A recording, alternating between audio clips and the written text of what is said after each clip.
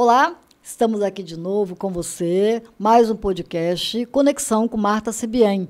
E hoje com um tema muito interessante e desafiador: câncer de mama.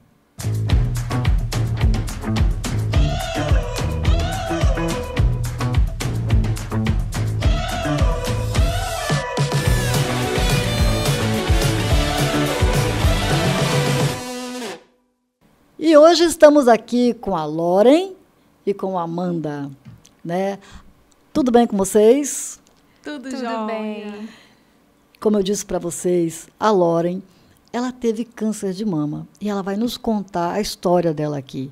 E com ela nós temos aqui a Amanda, né? Que foi assim uma peça fundamental na vida dela, que também vai contar a história como ela é. Vamos lá, querida. Como é que foi, né? A gente fala assim com um ar de sorriso, mas é por estar feliz de estar vendo você tão bem, né? Depois da história que você teve, né? E conta para nós como é que foi descobrir que teve câncer de mama. Como é que foi esse momento para você? Marta, muito obrigada por essa oportunidade, porque o intuito, né, é conseguir passar o melhor para as pessoas que estão passando por isso também, ou que talvez tenham medo. Então, eu quero começar falando da notícia, né, que talvez foi o mais difícil, a notícia. Porque nós aí temos um grande tabu com a morte. A morte é algo natural na vida de todos nós. Eu sou especialista em doação e transplante de órgãos, então eu trabalhei cuidando de cadáveres durante 5, 6 anos da minha vida. Todos os dias eu estava trabalhando. Então você é enfermeira? Sou enfermeira e aí especialista em doação e transplante num grande centro, né, em São Paulo. E lá todos os dias eu estava de frente com a morte. E talvez trabalhar, né, de frente com a morte me fez encarar a doença de uma forma diferente. Porque muitos recebem o diagnóstico e veem como uma sentença de morte. Sim. E muitas pessoas me ligaram. Olha, a gente não dormiu essa noite sabendo do seu diagnóstico. E eu ficava perguntando o que tirou o sono. Porque quando você recebe a notícia que alguém está com câncer, você já determina a morte daquela pessoa. Como é que você se sentiu quando foi você fazendo a mamografia? Foi através de um exame de sangue? Foi através de biópsia? Eu acho que foi, né? Por biópsia, né? Que você pegou assim aquele resultado, foi falado para você? Foi falado? Ou você viu? Como é que foi esse momento? O primeiro momento foi o quê? Eu detectei através de um toque. E nem foi um toque de autoexame. Então, aí se vê a importância. Porque eu estava com um nódulo na mama e um nódulo muito superficial. Né? Ele estava muito palpável, muito fácil de identificar. E eu ainda tinha acabado de desmamar meu filho. Né? Eu ia falar que desamamentar. Quanto tempo ele amamentou ele? Na verdade, não tinha acabado. Ele amamentou 2 anos. E bom aí, tempo, né? Bom tempo. Período. E ele... ele estava, né, tinha acabado ele ia fazer 4 anos ainda. Então, ele tinha mania de pegar muito no meu peito. E numa dessas que eu fui tirar a mão dele, eu senti o nódulo. E aí eu falei, opa, tem alguma coisa aqui. E estava muito superficial, tanto que na hora da biópsia, né, a médica que fez a biópsia, ela não achou que fosse um câncer. Ela falou, Lauren, é muito difícil ter um nódulo tão superficial assim. Mas acho que não foi a biópsia, aí foi o exame, não? Então... aí vamos chegar lá, né? Aí eu detectei esse nódulo em janeiro, fiz uma primeira ultrassom, né? Janeiro de 2020. E nessa ultrassom deu BIRADS, né, Amanda? A especialista está aqui para nos ajudar. Ah, que bom. Já você vai tirar nossas dúvidas aqui. BIRADS 3. BIRADS 3, ele tá assim, pode ser câncer e não pode, mas tem que investigar.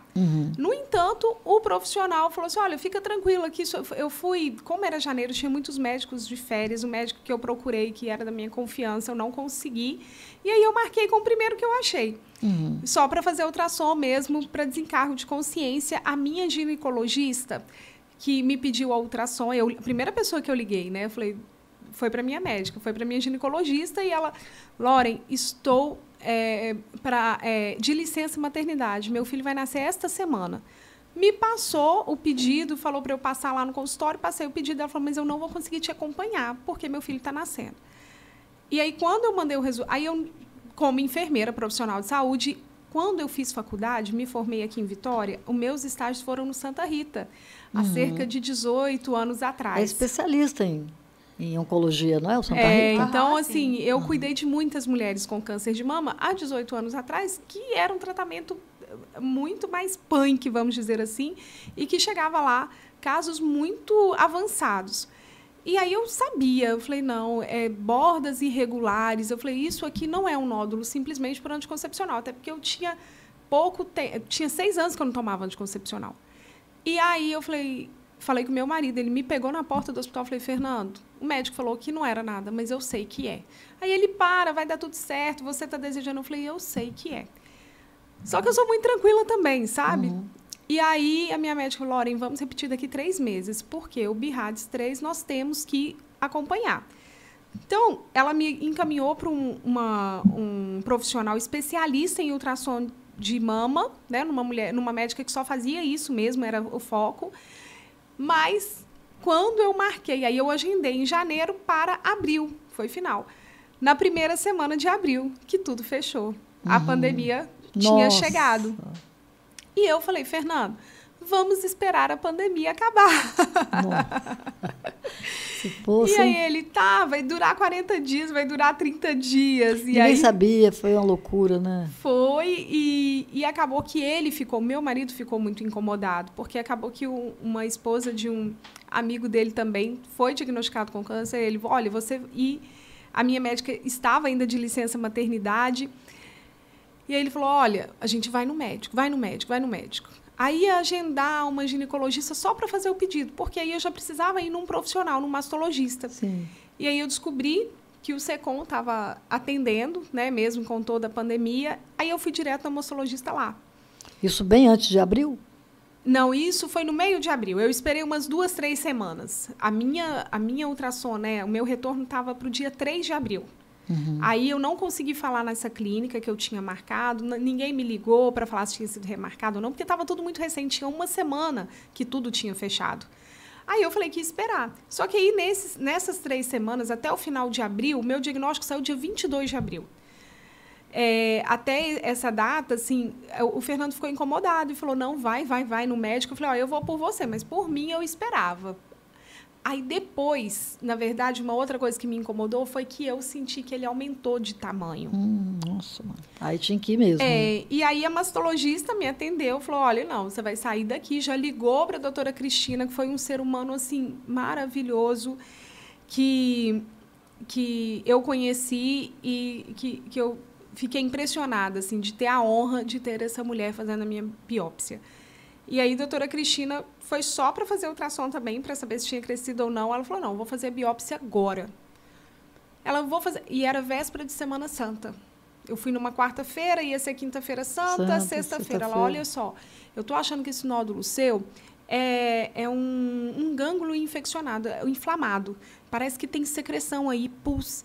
Isso pode piorar. E agora, na Semana Santa, com essa pandemia, feriado, eu vou puncionar primeiro, para saber se tinha líquido. Porque se tivesse alguma secreção, não era, né? Poderia não ser. E aí não saiu nada, não saiu. Porque o nódulo, né, Amanda, ele é seco, ele só tem secreção quando se torna uma ferida.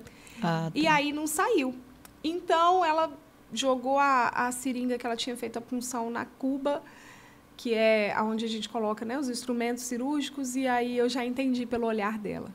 E aí ela fez a biópsia, falou, olha, leva no laboratório agora. Eu estava a pé, estava sem carro, meu marido tinha me deixado, e depois eu ia voltar de Uber, de táxi. E era lá no início, para quem mora aqui no Espírito Santo, sabe, no início da Reta da Penha, em frente ali, o centro da praia, onde que eu fiz a biópsia. E aí eu tinha que levar para o PAT, que é mais ou menos no final da Reta da Penha. Eu fui andando, porque assim, cada passo que eu dava parecia, né, que ia para trás, né? Eu estava flutuando, né? Eu não sabia onde eu estava. Falei, não quero pegar táxi, eu vou lá andando, eu vou chegar lá porque eu vou andar e eu vou relaxar, que eu não acredito que isso está acontecendo comigo. A minha mãe tem um nódulo na mama que ela acompanha há muito tempo, que é BIRADS 3. Só que o dela não é câncer, ela já fez biópsia. Eu falei, não, o meu é igual da minha mãe, não vou contar nada para minha mãe. Aí você já começa a imaginar. Porque a gente é assim, a gente recebe uma notícia e você já quer brincar de Deus. Você quer ser o Deus da sua vida e escrever certo em linhas tortas. Isso que eu queria saber, esses sentimentos que você está narrando, né? Então, foi exatamente isso. Você começou a ter sentimentos tirando várias conclusões, é isso? Sim, sem ter o resultado em mãos, né? Sem ter o resultado. E, assim, muitas pessoas, sabe, Marta, me procuram, às vezes, com uma biópsia na mão, com uma ultrassom. No Instagram, muita gente me procura perguntando, olha, eu fiz uma ultrassom e deu isso, o seu também foi assim? Eu tinha uma noção porque eu era profissional de saúde.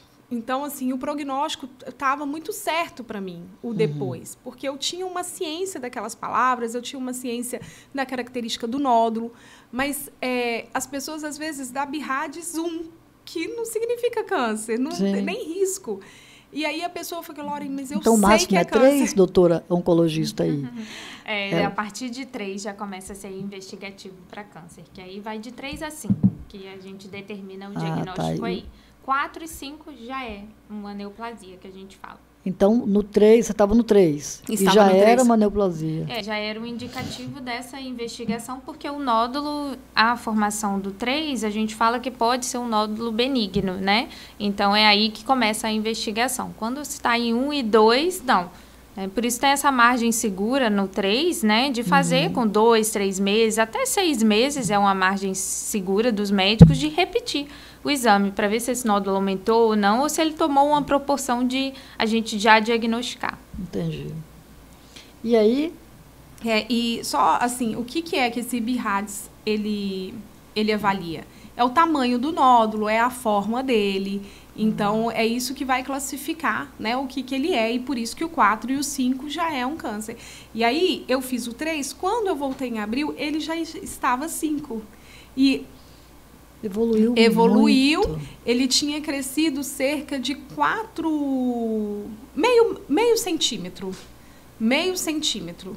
Quando eu fiz a ultrassom, ele estava com 1 centímetro. E aí, quando eu fui fazer a segunda, ele já estava com e não dói, né? Dizem que câncer não dói, é verdade? Não dói. É silencioso, né? Isso. Quando a pessoa começa a sentir dor, é porque, como ele é um ser ali, uma célula que está crescendo desordenadamente, ele vai começar a comprimir os vasos sanguíneos. Ah, tá. Então, o que dói, né? A pessoa tomou morfina porque estava com câncer. Por quê? O tumor cresceu e ele começou a comprimir as artérias, as veias, e aí parou de chegar sangue. E a gente, por exemplo, você sentou em cima da sua perna. Quando você levanta, você sente ela doendo. Você não consegue. Por quê? Porque o sangue não estava chegando ali. Aonde o oxigênio não chega, pode estar causando essa dor. E aí é por isso que a pessoa sente dor, né? A dor do câncer é uma dor já de quando o câncer está mais avançado. Sim. E aí eu, né, assim, esperei 7 dias, né, para receber a notícia, e aí deu positivo. E o oncologista falou assim, olha, confia em mim, o pior de tudo é a notícia. E realmente foi, Marta, posso dizer com muita segurança. Quantas sessões você chegou a fazer quimioterapia? 16 sessões de quimioterapia e fiz uma mastectomia também da mama direita. Entendi. 100%? 100%. Tem a questão de quadrante? Sim, tem a retirada, mas o indicativo dela foi a mastectomia total, que faz a retirada total. Então, vamos em relação a isso, vamos à primeira. Primeiro, como é que foi a quimioterapia, a reação, e depois, assim, como é que é ficar sem uma mama, né? É tão feminino os seios, né? A mama. Como é que é isso? Qual foi pior, né? Vou até perguntar assim, qual foi pior, né? A quimioterapia, a retirada, como é que foi esse sentimento? Tá, o início, e tem o cabelo também. Ah, é verdade. Caiu tudo, né? E isso tudo vai passando, né? Nesse dia que eu recebi a notícia, eu lembro que eu fui para o banheiro. Falei, eu vou tomar um banho. E fiquei calma, né, até receber a notícia, porque eu já tinha me preparado. Eu sou comunicadora de más notícias, eu tenho formação em comunicação de más notícias. E trabalho no hospital, né? E aí eu tinha, assim, né, já tinha trabalhado isso comigo, mas eu falei, como que a minha mãe vai encarar? Como que a minha avó vai encarar? Como que eu vou falar isso para minha família? Eu não quero falar com ninguém. E isso estava me causando uma dor. Aí depois que eu falei, aquela dor passou, né? Não foi... Nem tão difícil foi assim, nem doeu tanto assim. E aí teve um momento, parece, sabe, Marta, você que é do ramo da psicologia, é algo que eu aprendi para minha vida inteira. Não me fazer de vítima em nenhuma situação, por mais vítima que eu seja de uma situação. Porque isso vai fazendo tanto mal pra gente, sabe? Parece que quando você recebe o diagnóstico da doença, e eu falo isso com propriedade porque eu vivi e eu aprendi que eu não quero esse lugar mais. Mas é mais você com você que você sentiu, ou o que o outro ia pensar de você, sentir pena de você, não, é isso? Não, comigo mesmo. Assim, colocar, ai meu Deus, agora eu vou ter que passar por esse tratamento. E eu fui pro banheiro, eu chorava, pendurei, assim. Acho que o choro faz parte. Sim. Mas só que eu via uma realidade tão ruim para mim, eu via um futuro tão triste para mim, sabe? Eu tinha medo de perder minha consciência em relação aos meus filhos. Eu falei, eu vou ficar na cama, eu não vou conseguir cuidar dos meus filhos, alguém vai ter que fazer comida para mim. Tudo veio de uma vez só, né? Você vai pensando quando você recebe esse diagnóstico. E aí eu fui vivendo um dia de cada vez. Eu tive uma amiga, talvez eu vou me emocionar de falar dela aqui, e que ela estava sendo assim, a minha... Na hora que eu estava na sala para fazer a biópsia, né, ela me ligou. Ela morava em Brasília. E aí ela falou assim, eu não paro de pensar em você. E aí eu falei, Mel, deve ser porque eu estou passando pelo momento mais difícil.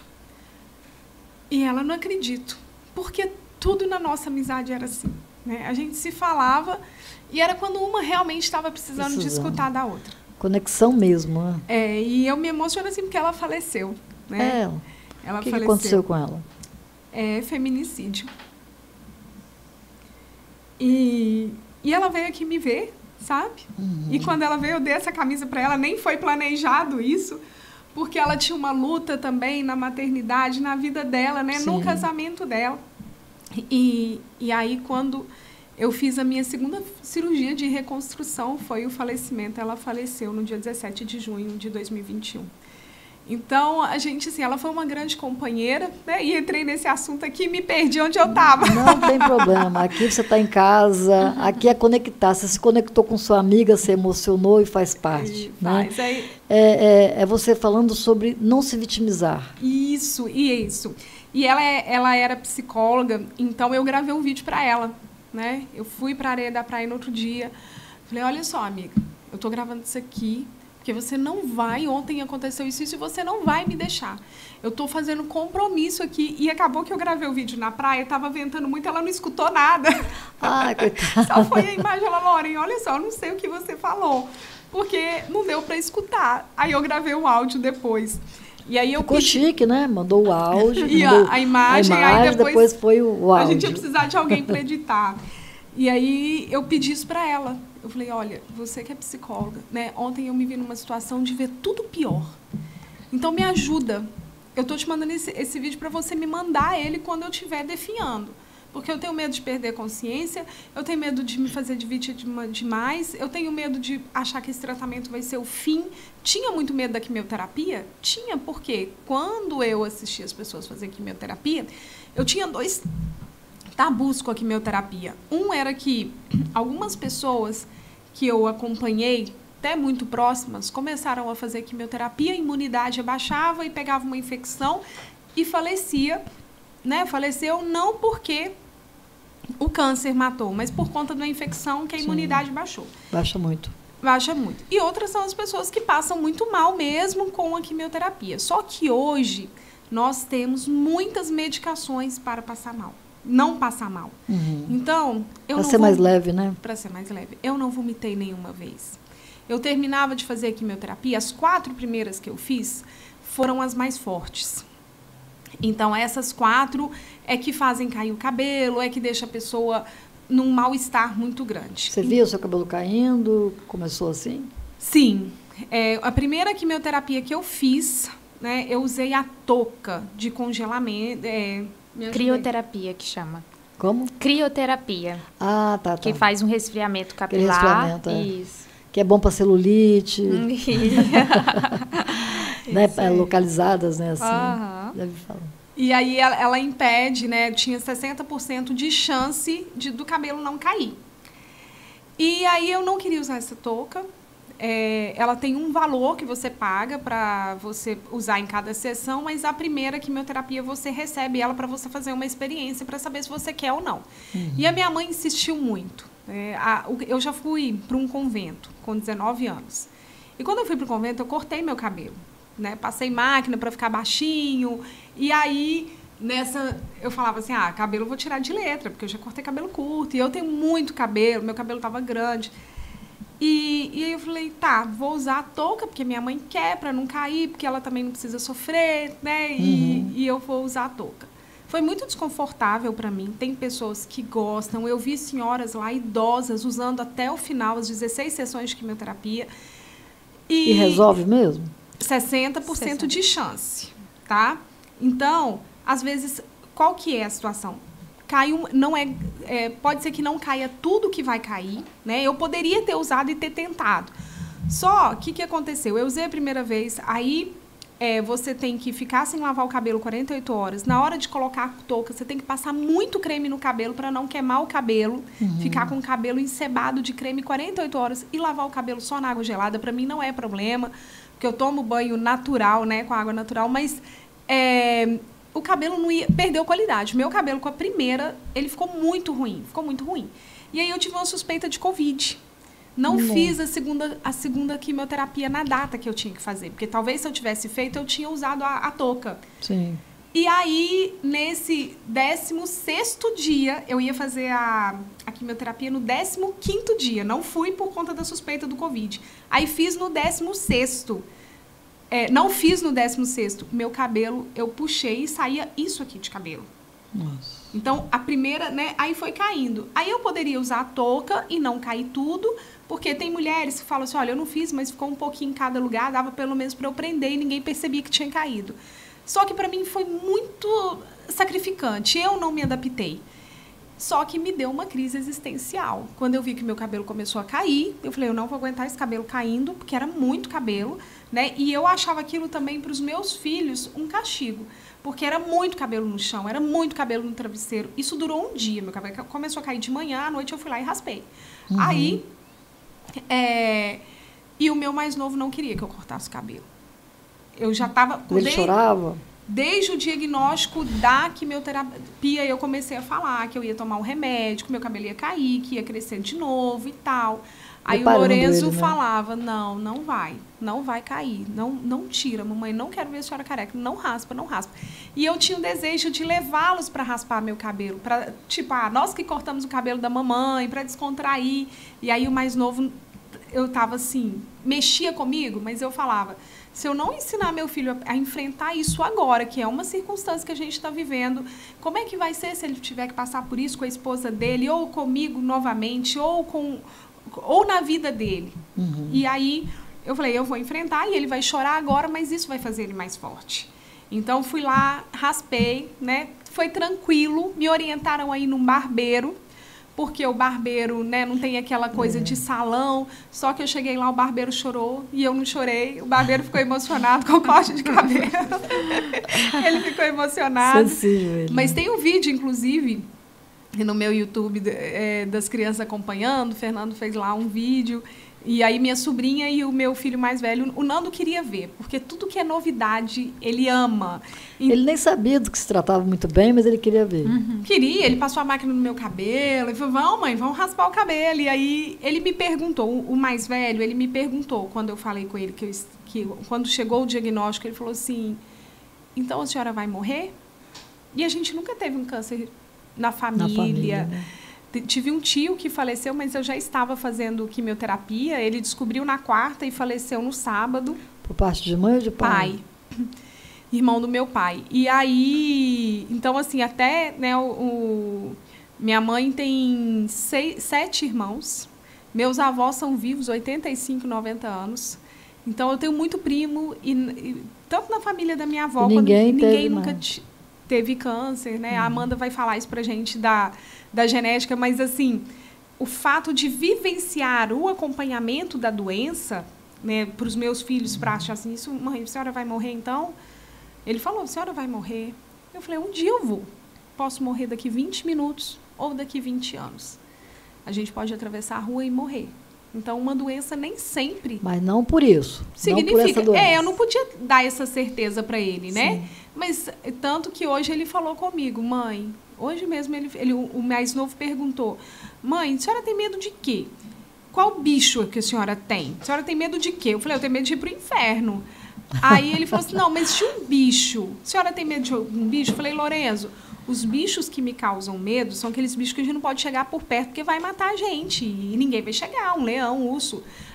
Aí ele insistiu. Aí o mais velho falou, mãe, eu tenho medo de ir pro inferno também, mas eu não tenho medo de morrer, não, porque a gente vai morrer um dia. Então, essa questão da morte, assim, para eles, né, eu tento levar que realmente é algo que vai acontecer com todo mundo. Com todo mundo.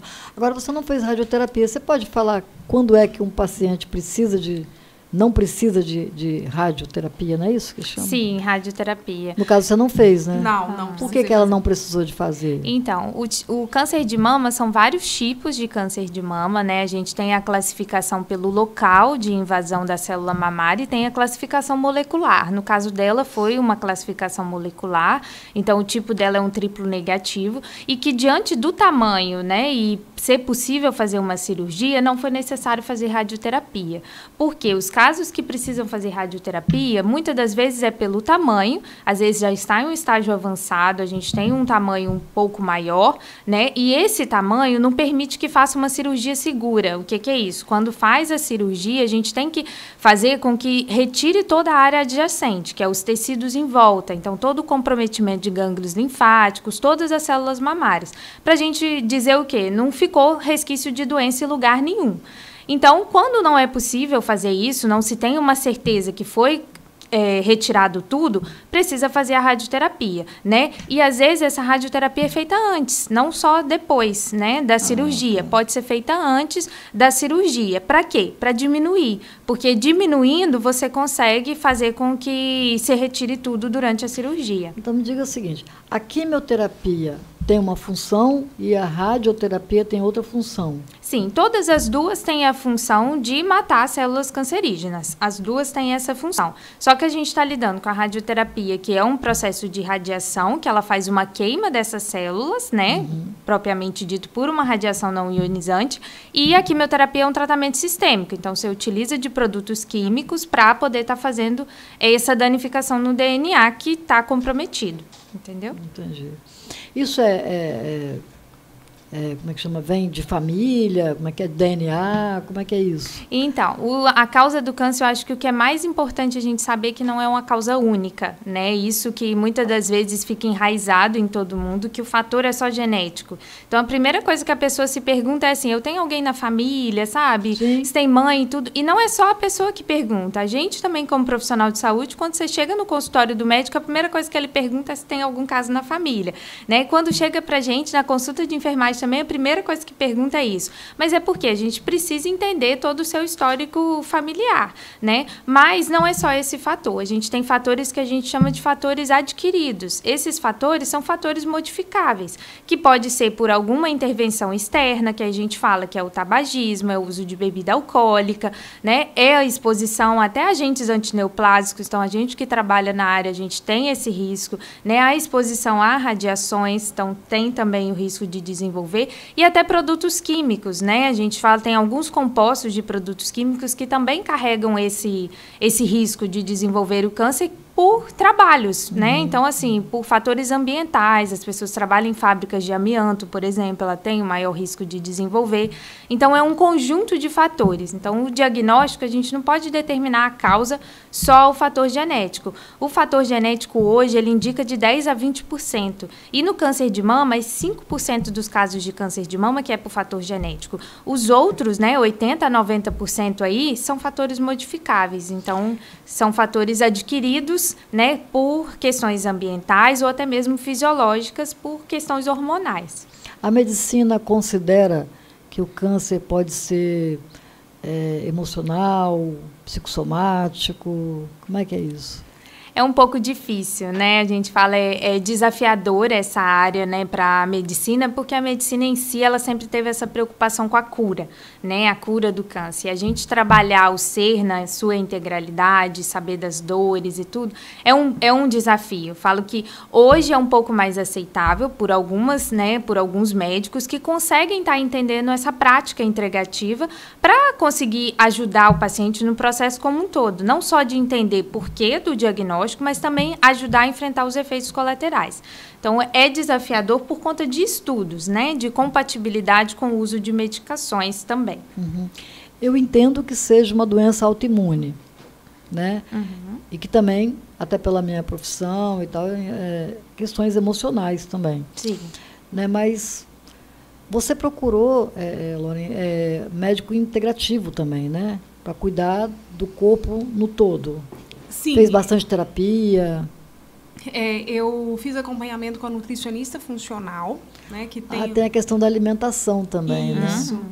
Que, na verdade, ela tem um olhar integrativo, né? A Luciana, ela é farmacêutica e nutricionista. Então, ela já me acompanhava antes. Uhum. E aí, nesse momento, o suporte daquelas vitaminas, de questões assim, na época, hoje aqui no Espírito Santo, a gente já encontra muitos médicos que fazem vitaminas injetáveis.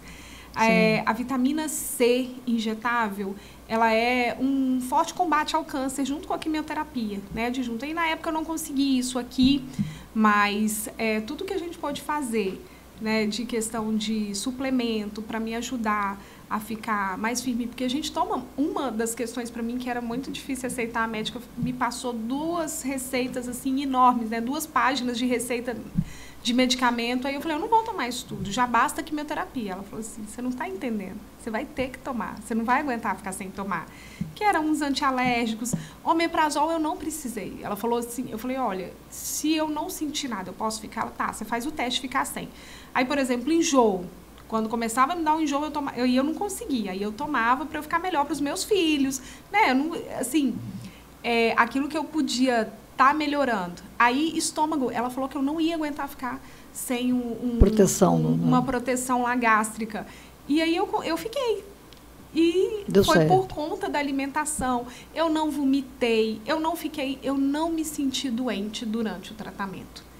E meus filhos, assim, não me viram doente não porque eu fiquei me forçando, sabe? Porque eu fiquei, não, eu não posso cair. Não, no dia que eu não aguentava, eu ficava deitada. As últimas quimioterapias foram muito pesadas para mim no sentido de deixar meu corpo muito cansado. Eu não aguentava, talvez, varrer uma casa. Nas primeiras, que eram as mais fortes, eu chegava da quimioterapia no outro dia de manhã, eu colocava os meninos na garupa, um na frente e outro atrás, e andava a orla de Vila Velha de bicicleta com os 2. Chegava lá na Praia da Sereia ainda, careca, com maiô, e dava um mergulho com eles. Isso foi uma prática assim, que eu fiz, mas lá no finalzinho eu não estava conseguindo fazer. Eu estava com muita dor articular e é uma própria reação do medicamento, mas assim, isso foi o máximo que eu senti. Quanto tempo durou isso? 6 meses. Então, como é que foi? Primeiro veio, né, a notícia de que você tinha, né? Essa foi, como o médico falou, foi o mais difícil. Foi. E durante esse processo, como é que foi deitar, lembrar da quimioterapia que ia ter que fazer, o que estava sentindo, os filhos, aí depois sem cabelo? Como é que foi isso? Só a primeira que foi pior. E talvez, assim, a primeira, eu senti mais reações. Eu senti dor no ouvido, aí tive que ir no otorrino depois, porque estava com a dor muito forte no otorrino. Minha imunidade baixou, que eu peguei uma gripezinha, mas a gente achou que era Covid, né? Então, a garganta doeu, não fiquei muito enjoada, me deu uma dor de cabeça muito forte. Aconteceu na primeira. Então, eu não sei se era o que eu estava esperando, né? Se foi algo já psicossomático, que eu estava esperando da quimioterapia. Porque depois... era um mal-estar, e aí minha mãe veio, né? As coisas difíceis também foram acontecendo por conta da pandemia. Toda vez que eu ia fazer uma quimioterapia, eu voltava com um laudo, com uma autorização para eu sair de casa, porque ficou com medo de lockdown. A minha mãe é de Minas, ela ficou 3 meses na minha casa, 90 dias, porque ela tinha medo de ir e não conseguir voltar. Uhum. Então, a escola, né, foi para mim, assim, favorável ter a aula online, porque eu podia estar de perto com os meus filhos. Acho que a logística ia ficar difícil nessa circunstância, no dia que tivesse quimioterapia. Mas eu vivi uma vida normal. O dia a dia normal? Dormia tranquilo? Não, a gente não dorme quando faz quimioterapia. Ah, é? É um dos efeitos. Eu não sabia, eu pensava que era só a questão do enjoo, Não. dessa coisa toda, mas afeta o sono também? Muito, Sim, muito. Fica sem dormir mesmo? Fica. E assim, eu ficava com insônia, eu precisei tomar remédio para dormir. E era assim, o efeito, a médica falou, olha, ele deixa você dormir 6 horas. Às vezes eu dormia só 3 horas. Não conseguia. E teve uma situação, né? Eu entrei em menopausa. Quando a gente faz a quimioterapia, a gente entra numa menopausa. Então, eu senti o fogacho. Isso foi o pior dos incômodos que eu tive. Mas continuou com... Não, depois de um ano voltou. Aí eu saí muito jovem, né? Mas eu não sei se eu sou fértil. A quimioterapia, ela deixa a gente perde a fertilidade. Uhum. Aí eu estou investigando agora se realmente eu perdi a fertilidade, não. Mas a menstruação vem normal. E essa notícia também foi o que mais me fez chorar quando o médico falou. Na hora tudo que ele mexe falou muito do com o câncer, feminino, né? E aí você perguntou da mama. Olha... eu só não quis tirar as duas. Eu tinha essa opção de tirar as duas. Meu teste genético deu negativo, porque se fosse positivo eu teria que tirar, e o médico deixou minha escolha. Aí eu falei, não quero tirar uma, mas não foi por vaidade. Foi por querer, assim, se um dia, né? Eu digo que não é pensando que a doença tem que voltar. Mas se nós mulheres nascêssemos já sabendo que a gente fosse ter um câncer, que seja o câncer de mama. Por quê? O fígado, o estômago, o pulmão, são locais, o intestino, que aí sim deixa a gente doente, o tratamento, né? Você precisa colocar uma bolsa de colostomia, você não consegue absorver o nutriente, se for no estômago, no esôfago, vai te atrapalhar a comer. E eu consegui fazer tudo isso. Uhum. Então, eu sabia que eu ia colocar o silicone. Aí, uma coisa, sabe, Marta, você vai começar a procurar. Quando você tem um diagnóstico, você começa a procurar um monte de gente que teve. Aí tem um monte de mulher que começa a postar a cicatriz. Aí você começa a se imaginar. Eu acho que a gente tem que ter muito cuidado porque parece que tudo vai ser muito pior do que realmente é. Tanto que quando as pessoas, né, me falavam, minha vizinha teve câncer de mama e foi super tranquilo. Aí na minha cabeça eu ficava assim, mas foi o dela, o meu não vai ser. Porque não é como, você está falando isso porque foi sua vizinha que passou, não foi você. Eu ficava querendo, porque a gente vê tanta coisa. Às vezes, né, eu fui para as redes sociais, eu já fazia um trabalho nas redes sociais, mas aí muitas pessoas chegaram a mim por conta do diagnóstico. E eu, né, o que eu falei? Um monte de gente falou que estava rezando para mim. E eu tinha vergonha. Eu tinha uma certa vergonha, assim, de falar, apesar de ser católica e já ter sido freira, mas eu achava que meu Quanto Instagram... tempo você foi freira? Não, fiquei só o tempo da experiência, não aguentei ficar lá, não. Fiquei 3 meses. Quanto? 3 meses, Deve ser muito triste, não? Não, eu fui para uma casa franciscana, chamava Toca de Assis, eu acho que a gente tem que marcar uma outra entrevista, sabe por quê? Porque eu queria saber o que se passou na sua cabeça para você ir para uma casa franciscana. Então, eu queria cuidar dos pobres. Por isso que eu fiz enfermagem. Eu saí de lá e fui fazer enfermagem. Mas eu posso te contar. E eu só saí de lá por quê? Quando eu cheguei, tinha mais ou menos umas 10, 15, chegou a 30 pessoas morando na casa, pobres de rua, mulheres, que a gente cuidava. No final desses 3 meses, já não tinha ninguém para cuidar. Aí era só rezar, jejum. Aí eu falei, meu Deus, o senhor me perdoa, porque eu não quero só isso, não. Eu queria cuidar. Então, eu falei, eu fiquei muito mal. Eu tive uma depressão quando eu saí de lá, porque Você se frustrou, né? Porque, na verdade, você queria... porque eu não consegui ficar rezando, né? E aí lá eu descobri que eu tinha o dom de cuidar das pessoas. Então, foi assim, faria tudo de novo. Foi muito legal, foi emocionante. Eu começo a imaginar 3 meses, você só rezando.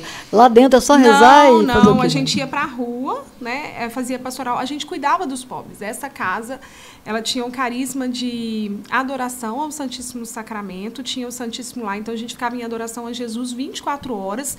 Cada membro da casa fazia 3 horas de adoração por dia. Fora isso, a gente servia o pobre. Fazia comida para o pobre de rua que morava lá dentro, lavava a roupa deles, né, e ia para as ruas procurar aqueles que estavam nas ruas, dando comida, fazendo curativo. Nossa, o que eu já fiz lá na Toca de Assis, eu nunca tinha feito no hospital. eu precisei da sutura sem saber da sutura. Eu precisei tirar míase, que é larva que dava em machucado em moradores de rua, lá nas ruas de Belo Horizonte. Eu morei em Belo Horizonte nessa época. Então, foi muito aprendizado. Foi muita coisa legal. Você já veio de lá casado ou você casou aqui? Eu vim de mãe... eu comecei a namorar meu marido em Manhuaçu. Aí eu tenho que vir aqui para contar a história do Fernando também, tá que eu bom. conheço o Fernando desde que praticamente, assim, eu entendo por gente que ele sempre frequentou a casa da minha família. Entendi. E muita gente acha que a gente começou a namorar aqui no Espírito Santo. Não, mas eu conheço o Fernando Fuli da rádio Manhuaçu, lá em Manhuaçu, que trabalhava junto com meu tio, que é muito conhecido aqui no Espírito Santo também, que é o Zezinho Gasolina. Hoje ele está em São Paulo, mas ele trabalhou aqui também nas rádios daqui, o Marquinhos DJ, como era chamado. E aí eu casei, a gente começou a namorar e ele veio para cá, para o Espírito Santo. E eu fui para São Paulo. Então, nós namoramos 5 anos, 1 ano só morando em Manhuaçu, depois ele 1 ano aqui e eu fui para São Paulo. Aí, para casar, eu me retornei para cá. A gente casou em Manhuaçu, mas aí eu já vim morar direto aqui, de São Paulo para cá. Entendi. Que lição que você tirou de tudo isso que aconteceu com você, querida? Primeiro a fé, né, o que eu ia falar. E aí eu tinha vergonha, eu venci vários medos. Tudo na minha vida eu venci. Eu fui trabalhar venci medo. Foram desafios. Eu fui trabalhar com a doação de órgãos porque eu tinha medo da morte. Na faculdade, minha maior dificuldade era encarar a morte. E eu falava, não precisa ser enfermeira e lidar com a morte. Mas no final eu falei, não, eu tenho que encarar. E aí eu fui estudar doação de órgãos para ver a morte ajudando alguém a ter vida. E aí me apaixonei pelo tema. Depois, né, vários medos, várias coisas. Vim para cá estudar sozinha, era medo, era. Então, eu enfrentei os medos, querendo vencer. E parece, Marta, que a gente quer vencer também com algumas coisas que não sei se compensa a gente brigar. Porque as pessoas falam assim, você venceu o câncer, você vai vencer o câncer. Mas assim como a gente tem a tempestade, como a gente tem a enchente, os eventos da natureza, a doença também é um evento da natureza. Ela vai acontecer com um ser humano uma hora ou outra. Você resfria, você pega uma conjuntivite, você quebra um braço. Isso é um evento, porque o nosso corpo, ele é natureza. Então, isso para mim fez muito mais sentido. De não querer brigar com algumas coisas, e sim viver aquela circunstância e dar um sentido para ela. O que eu vou poder olhar? Porque eu acho que nenhuma crise, né, a gente pode... vem uma onda, vem uma enchente. Uns vão surfar, outros vão afogar. E aí eu acho que eu aprendi a surfar diante de uma crise. E eu gosto de desafios, né? Foi um desafio, eu queria... sair assim com o melhor. E o melhor que eu aprendi me marca com o meu filho, eles foram os que mais me ensinaram. Eu lendo um livro para eles e eu sempre mostro, né, a capa, a contracapa, quem foi o autor, quem foi o ilustrador. E aí mostrando o autor, aí estava lá a biografia e ele falou assim, mãe, em 1994, esse homem nasceu, com essa cara de velho, ele nasceu em 1994. Eu falei, não, filho, 1994 foi o ano que ele morreu. Ele morreu com 80 anos, se eu não me engano, Mário Quintana. E ele, como é que ele escreveu um livro depois que ele morreu? E aí Deus, assim, me deu uma inspiração. Eu falei com ele, meu filho, é assim que a mamãe quer ser. Não importa. O que é ter vida longa? É a gente morrer com 17 anos, morrer com 20 anos, morrer com 100 anos. Ele poderia ter morrido com 30 anos, mas ele continua vivo entre nós, te ensinando a ler. O livro chama, né, Batalhão das Letras. E ele estava na fase de alfabetização. Então, eu falei, esse homem, mesmo depois da morte dele, ele está aqui ensinando para você. E é isso que eu aprendi, que eu quero ter uma vida longa, mas não uma idade cronológica. E sim que mesmo após a minha morte, né, eu consiga estar no meio das pessoas mais viva do que nunca, como Mário Quintana. Mas você fala como uma franciscana, sabia? Você não está lá, mas você está lá. Sim. Né? Você não ficou, mas você continua, né, como uma franciscana. Será que é um dom? Será que é de herança familiar? O que você acha disso? Não, eu acho que é, assim, o objetivo da minha vida. né? O objetivo da minha vida é alcançar o céu. Eu quero alcançar o céu. E a vida dos santos, para mim, é um espelho, né, de um caminho não é de santidade para eu ser a santinha do pau oco, não, mas de uma vida, porque as pessoas acham que aqui é um inferno, né? Essa família da minha amiga que faleceu, assim, é impressionante acompanhá-los, porque eles ressignificaram, né, esse ato. A Melissa deixou 2 filhos, e eles ressignificaram de uma forma tão linda, tão linda. E eu falei, é isso, é a gente conseguir ressignificar. Conseguir o céu é a gente dar o nosso melhor no pouco, no que eu estou varrendo a minha casa, no que é passar por um problema. Então, o que eu olho, né? Talvez o que me levou para a Toca de Assis, eu acredito que foi uma questão de adolescência, que eu estava saindo da adolescência. Me apaixonei mesmo, né, pela questão dos pobres. Aquilo sempre, a frase... tenho mais alegria em dar do que receber, que é de São Francisco, isso realmente sempre me preencheu. E quando que você tem mais alegria? Quando você recebe um presente ou quando você dá um presente e a pessoa gosta? O que né, a gente... E hoje isso explica, a ciência explica isso. A dopamina, ela é o hormônio, o neurotransmissor da alegria. Tanto que a criança que tem mais visualização no YouTube é a criança que só fica abrindo presente. Se você for lá e olhar, é que abre presente. Porque abrir o presente, né, você receber uma surpresa, te libera a dopamina. Isso te dá um prazer. E aí você vai querendo ir buscando isso. Então, eu acho que o dar, né, ter mais alegria em dar do que receber, é um dos sentidos da minha vida. Da sua, porque a maioria não é assim. Né?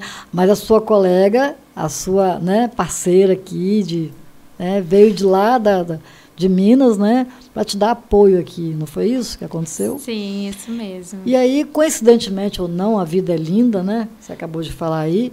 Ela cuida, ela trabalha no setor de oncologia, que pode dar apoio tanto moral quanto também do entendimento do assunto, né? E como é que está sendo essa troca? Tá legal? Tá tudo... Tá bacana. E foi aqui que você conheceu o seu namorado ou você já conheceu lá? Não, já conheci lá em Minas primeiro. Já temos 11 anos juntos. Porque é parente seu, né? É meu irmão. Ela é minha cunhada. Ah, que legal. Aí veio para cá dar força. Então, aí você conseguiu o trabalho aqui, né? Tem pouco tempo que você está aqui, né? Sim, tem 1 ano e 6 meses, né? Começou através que eu fiz a residência em oncologia, e aí eu vim para o estado do Espírito Santo, eu fiz em Cachoeiro, de Itapemirim. E aí, logo na transição, quando terminou a residência, ela já tinha sido diagnosticada, já tinha passado a fase do tratamento de quimioterapia, já ia entrar para a cirurgia, né? E foi aí que a gente tomou a decisão de estar um pouco mais próximo dela, né? Já que a gente já estava no estado, né? Vamos ficar em Vila Velha. E aí estamos aqui. Bacana. Já há 1 ano e 6 meses. Então, assim, é uma força tanto assim de apoio mesmo moral e também porque entende. Aí você também é enfermeira e eu tenho uma filha, né? Eu tenho 2 filhas e uma é médica. E ela fala bem assim, às vezes, mãe, às vezes é uma bênção a ignorância. Porque se a gente, exatamente. Né, quando você falou, né, que você foi acompanhando, você via, você sabia, você sentia... Aí eu fiquei aqui avaliando, nossa, às vezes é bom a gente não saber. Porque eu me lembro que uma época, esse nome aí da mamografia, eu me lembro que uma médica, quando eu fiz mamografia, ela pediu para repetir, e ela usou um termo desse aí. BIRAD. Aí eu falei bem assim, mas por que eu tenho que fazer de novo? Ela falou assim, porque eu tenho que tirar uma dúvida. Aí eu fiz, ela falou assim, ó, daqui a 3 meses você vem fazer de novo. Mas eu não sabia de nada, né? Talvez eu teria ficado muito preocupada sem necessidade. Mas aí quando eu me lembro, né, que ela fala, mãe, às vezes a ignorância é uma benção, porque se você não sabe de nada, você fica tranquila e... A pessoa vai lá e né, faz vai e faz e acabou, né? Mas para você deve ter sido muito mais torturante, né? Porque você conhece. Esse início do diagnóstico, né, de que você vai ali cavando, você vai subir nos degraus, é bem difícil, porque eu acho que vem tudo da imaginação. E hoje, ontem uma pessoa me perguntou assim, por que a gente sofre quando alguém morre? Aí vamos voltar, né, os seus pais, os meus avós, viam as pessoas morrer, e eu peguei isso lá na minha cidade também, acho que lá em Manhuaçu nem acontece isso mais, mas a gente velava as pessoas em casa. As pessoas morriam em casa. E aí a morte começou a ser coisa de outro mundo, como se não fosse acontecer aqui. E a doença, né, para mim e para Amanda, talvez assim, a Amanda, todo mundo foi para cima dela quando recebeu notícia, né? Meus pais ligaram para ela, e aí, Amanda, o que você acha do diagnóstico da Laura e tal? E assim, né, ela se sensibilizou, né, com a minha situação, mas para ela foi algo normal, porque ela vê aquilo todo dia. Vive o cotidiano, né? A minha avó, eu falo isso na entrevista com a Marla, a minha avó, na época estava com 85 anos, minha avó falou assim para mim, eu morrendo de medo. Eu falei, mãe, eu não gosto, sabe, Marta? Eu acho que a gente tem que colocar a pessoa na realidade. Quanto mais você esconde as coisas, principalmente uma doença da pessoa, a gente se sente muito enganado, muito frustrado depois. Então, eu não sou a favor, né? No curso de comunicação de notícias que eu fiz também, a gente não precisa falar tudo, né? Vou dar uma dica aqui, quando for dar uma notícia de câncer, de morte para as pessoas. O que a gente tem que fazer? Primeiro, nunca dê a notícia à noite, porque você pode tirar o sono das pessoas. E outra, só responde o que a pessoa perguntar. Porque se ela não perguntar mais, é porque ela não está a fim de saber. E aí você respeita esse limite. Então, ó, se pergunta, eu tô com câncer? Tá. E você pode falar assim, você quer saber de mais alguma coisa? Então, é isso. Mas, e saber que é comum. Então, é importante a gente buscar estar perto, né? Fazer mais caridade, visita alguém que está doente. Porque isso, gente, é uma circunstância da vida, né? Pode acontecer por vários fatores, por hábitos de vida, por questão genética, por infecção, né? Nós tivemos aí a pandemia que foi viral, foi uma questão infecciosa. Então, num contexto, né, isso é viver, isso é ter vida. Senão não existe hospital, senão não existe remédio. Estudo é para nós. Agora, sim, ficou muito evidente, você falou, medo de ficar, né, inconsciente, ficar... a medicação te fazer perder a consciência, alguma coisa nesse sentido. Foi mais seu medo disso do que de morrer? Eu não pensava em morrer, eu não tive coragem de pedir a Deus a cura. Eu não me senti digna de pedir a Deus a cura. E eu não pensava o que ia ser o final. Só pensava naquele dia como que ia ser. E essa inconsciência, por exemplo, quem vai educar meus filhos? Mas né? pensa, quem se você morresse também, quem ia educá-los? E assim, parar de... A minha enteada, né, a Milena, o Fernando tem uma filha da idade da Amanda, 28 anos. E ela mora comigo desde que eu casei. Morava. Agora ela tá numa transição... E aí, a Milena foi assim, eu tinha ela estava ali comigo e eu sabia que ela ia estar com meus filhos. E ela foi tão linda, sabe?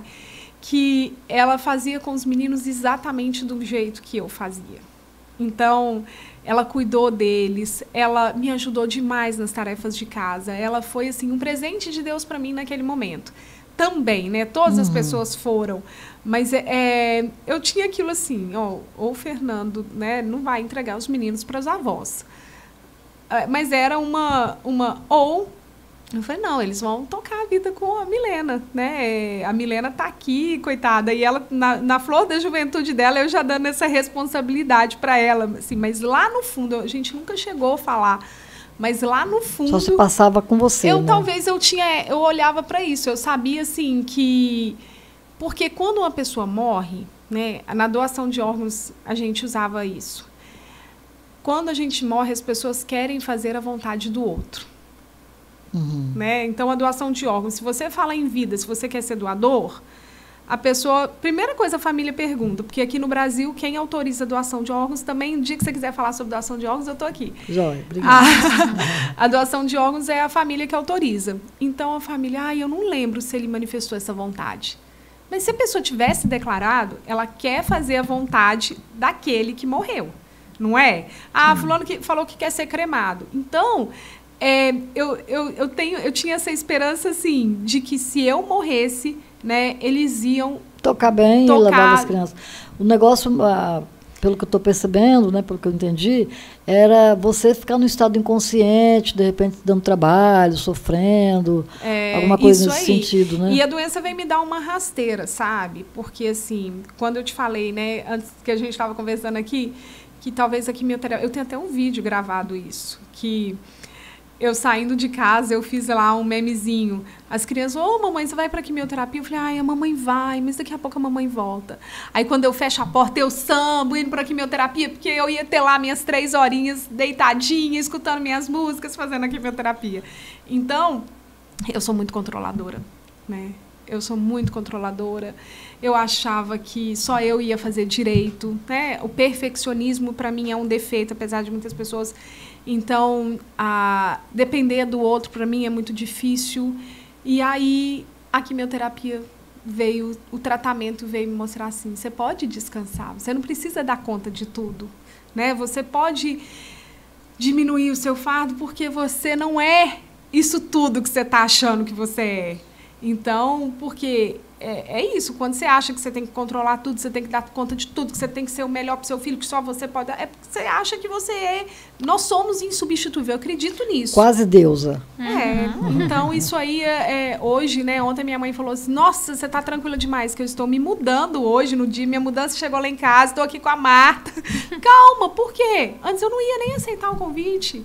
Então, a gente conseguir aproveitar mesmo o que eu tenho para hoje. O que dá, não deu para desencaixotar tudo hoje na mudança, eu tenho ainda mais... Vai ter tanto tempo para arrumar, a né? gente, lá em casa, tem uma frase que a gente usa muito.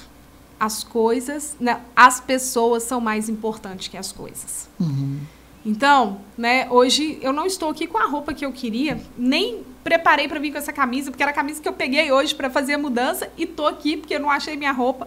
E foi providencial, não foi? Foi, não ótimo. Consegui fazer a maquiagem que eu queria. Por quê? O mais importante para mim aqui hoje era estar aqui com as outras pessoas, de poder passar o que eu acho que é mais importante do que as coisas. E quem falar que eu tô feia, quem falar que eu não tô com a roupa bonita, o problema é seu. Quem tá perdendo é você. Você tá perdendo tempo na sua vida de ficar reparando isso na vida dos outros. Palmo pra você. Quem ficar reparando que eu também não fui escovar meu cabelo também, tô nem aí. Tá tudo bem. Eu estou muito feliz, né, de receber vocês aqui, de você passar essa lição de vida e encorajar você, mulher, né? Não que é bonito, que é bacana, que é lindo ter câncer de mama, mas é saber como sair disso de forma, né, bacana, encarar a vida e saber que as coisas também estão evoluindo, né? Tem tratamento, cuidar da cabeça, da mente, né? Sim. Parar para pensar, porque tudo tem uma reflexão na vida, né? Nada acontece por acaso. Você mesmo falou, eu precisava de dar uma parada, né? O que veio te ensinar na vida, né? A ser mais calma, porque por que o nome se chama presente, né? Todo mundo gosta de ganhar um presente. Então, presente é uma coisa boa. E nós estamos no presente. Então, quando a gente fica muito ligada no passado, adoece, fica com depressão. Quando você fica muito ligado no futuro, também adoece. Ansiedade. Então, nós temos que ficar ali no caminho do meio, né? Vamos ver o presente, porque já é lindo o presente. Sim. Então, quando eu acordo de manhã, eu sempre faço essa reflexão comigo, né? O que eu tenho para hoje? Olha que dia lindo, né? Olha que maravilha. O fato de eu não precisar de ir para o médico, não estar sentindo dor nenhuma, já é tão maravilhoso a vida, né? Por que eu vou ficar me preocupando com o que vai acontecer amanhã ou sei lá quando, né? Vamos viver hoje. E foi isso que me parece que você mostrou com a vida, né? Deu uma parada e falou, peraí, até o medo de ficar abilolada passou também, né? Passou. De não dar conta. Acho que quando eu uso esse termo, né, de perder a consciência, era isso, perder o controle das coisas que eu tinha controle, né?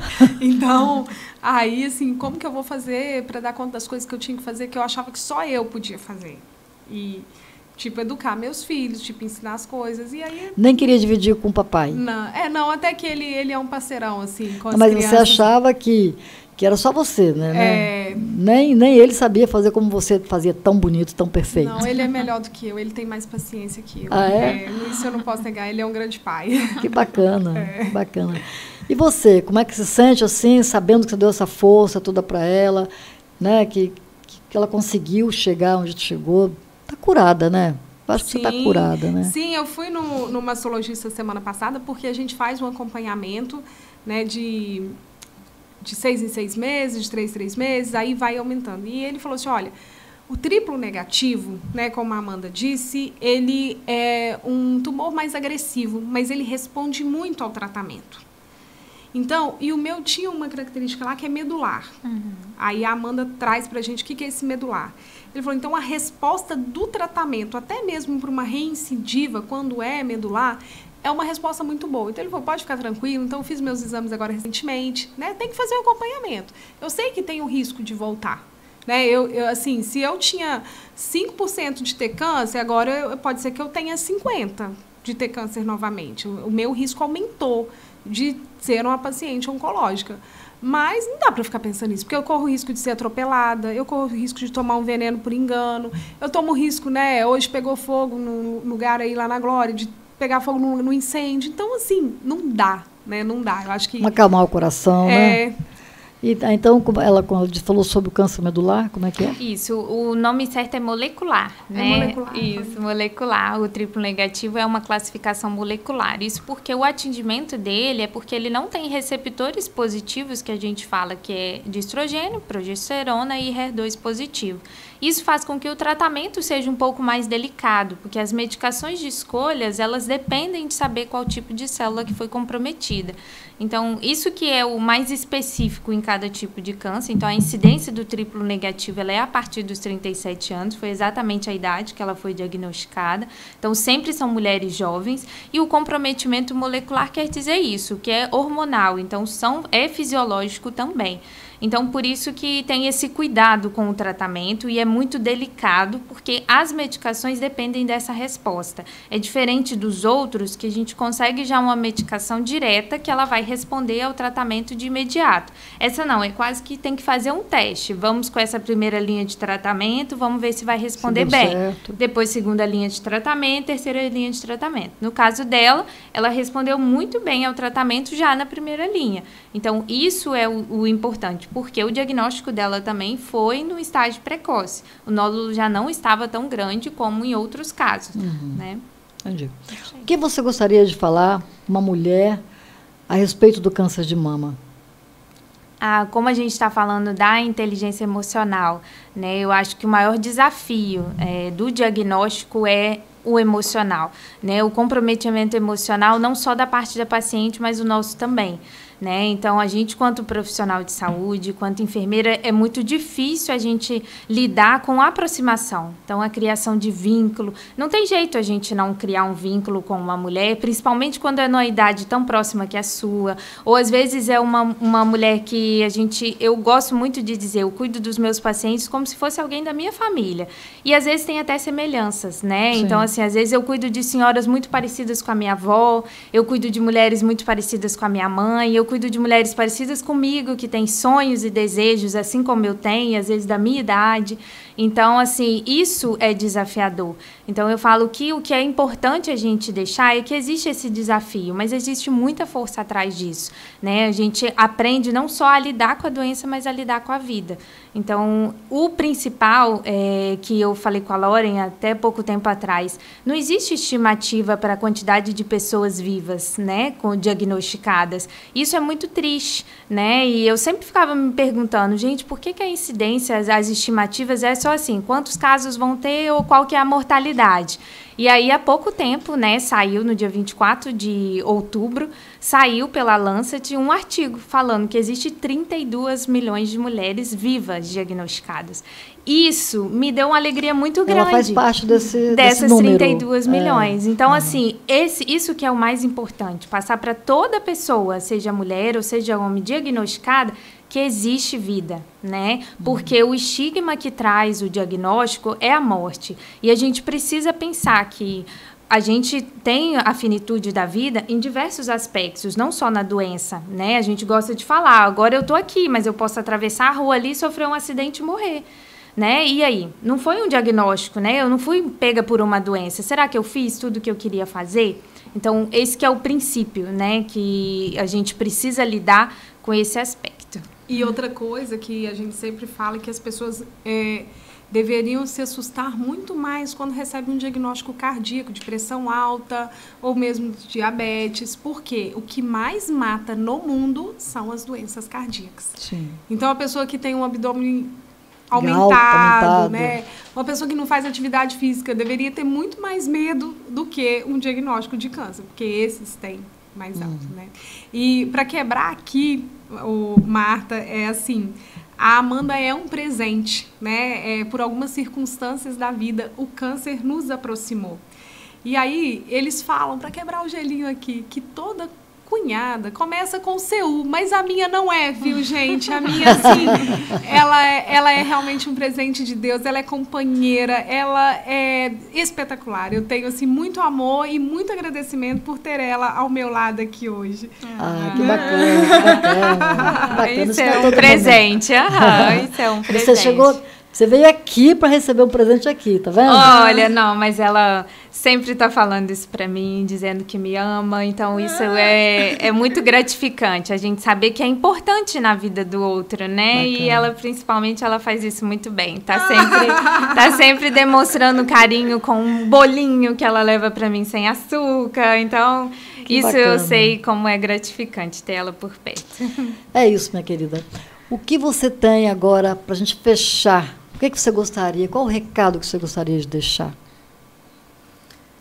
Que eu aprendi com a Amanda, né? A Amanda diz que ela, se fosse um animal ou um inseto, um bicho, ela ia ser uma borboleta. Ela ia escolher ser uma borboleta. Porque as borboletas têm pouco tempo de vida, mas ela está sempre alegrando o jardim.